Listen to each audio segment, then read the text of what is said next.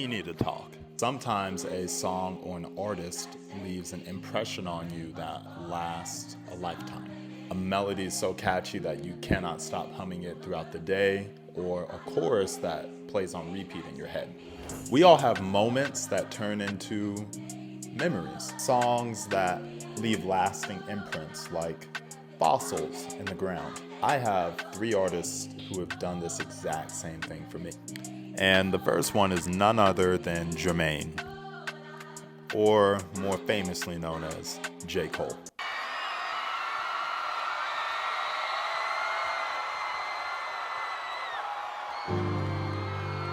Life can bring much pain. There are many ways to deal with this pain. Choose wisely. I remember listening to KOD and at the end of it going, I'm not sure how I feel about this album. And here was my reasoning at the time. Why release 2 back-to-back albums that you can't really vibe to for real? Everyone knows that Forest Hills Drive was a classic. Basically a no-skip album that you could play from beginning to end and enjoy every single song. Plus, we have one of the most iconic lines from the 2010s on that album as well. First things first, as a piece of...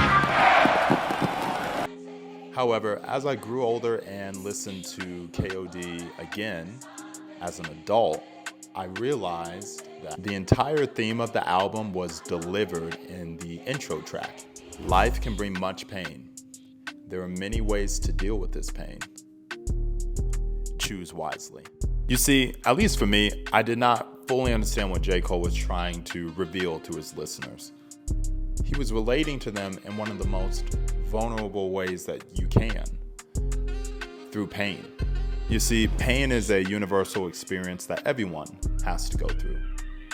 Rich and poor, famous, non-famous, we all have to go through pain. For some, pain occurs at a young age and leaves a stain in their past. For some, pain continues to reoccur because of choices that were made by someone else and inflicted upon you, or because of self-inflicting choices.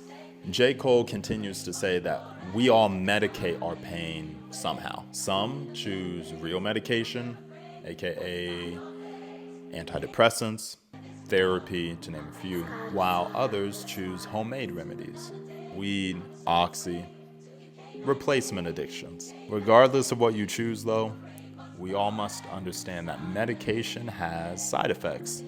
Some are positive and beneficial, while others leave a stench that's worse than the pain itself. Which leads us to artist number 2. I asked Bellion what it's like winning Grammys. He told me that it's fool's gold if you're losing family. Grammy-winning producer, beloved artist, none other than Jon Bellion. If the name does not sound familiar, you're probably familiar with this song. I was the knight in shining armor in your movie. A former writer for some of the biggest stars in the music industry, Bellion has carved out a lane for himself amongst all of these other artists. When I first discovered his music, I knew that I would be a fan. Lyricism and really dope beat structures blasted through my headphones, making me feel like a kid again. Then something happened. I started listening to his album again and really paying attention to what he said. And nothing rang true off of his first album, more than what he said about his take on America. This album was released in 2016, by the way. Contrary to what you may be thinking, he was not talking about anything political. Rather, he was talking about the human condition, aka the heart. What it was like to live in a country where helping your neighbor took a back seat to reaching the top of the ladder. I think we all need this reminder. As I mentioned previously with J. Cole, a lot of times we can medicate ourselves with selfish desires. No one wants to feel pain, and no one really wants to stare into the mirror and acknowledge who's staring back at you. It can be tough. Which brings us to our final artist. I'm a young man, get that. If I can't get love, I'm gonna go get paper. So do me a favor. Don't do me no favors. A lot of y'all have probably never heard of this final artist. His name is Andy Mineo, and he released a demo project back in 2019 of a whole bunch of unreleased music that was either partially finished or just didn't make the cut. I was hooked after I listened to it the first time, especially by one track called I Don't Need You.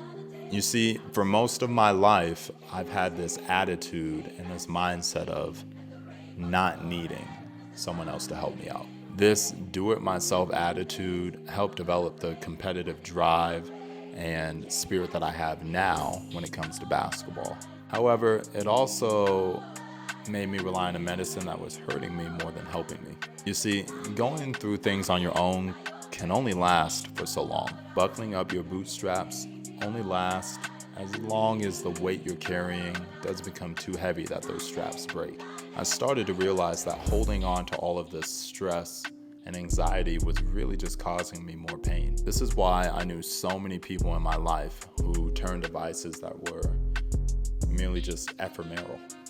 Small placebos given out in medicine bottles that were really just vices in disguise. Getting high only takes the pain away for a moment.